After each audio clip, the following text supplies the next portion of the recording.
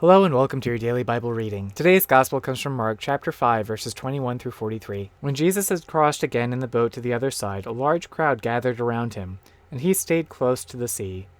One of the synagogue officials named Jairus came forward.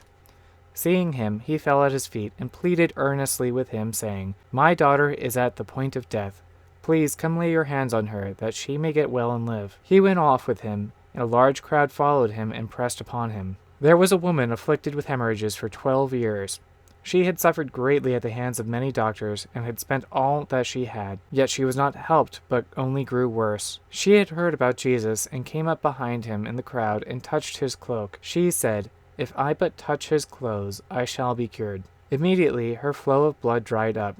She felt in her body that she was healed of her affliction. Jesus, aware at once that power had gone out from him, turned around in the crowd and asked, "Who has touched my clothes?"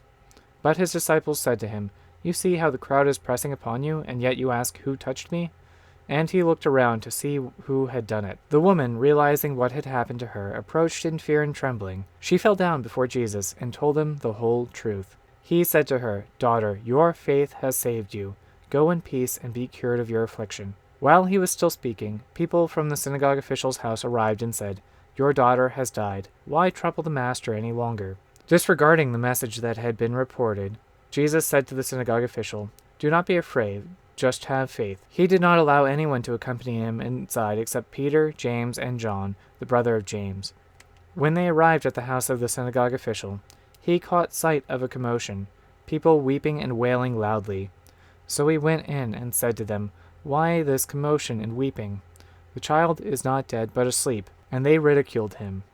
Then he put them all out. He took along the child's father and mother, and those who were with him, and entered the room where the child was. He took the child by the hand and said to her, "Talitha cum," which means, "Little girl, I say to you, arise."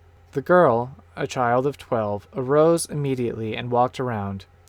At that they were utterly astounded. He gave strict orders that no one should know this, and said that she should be given something to eat.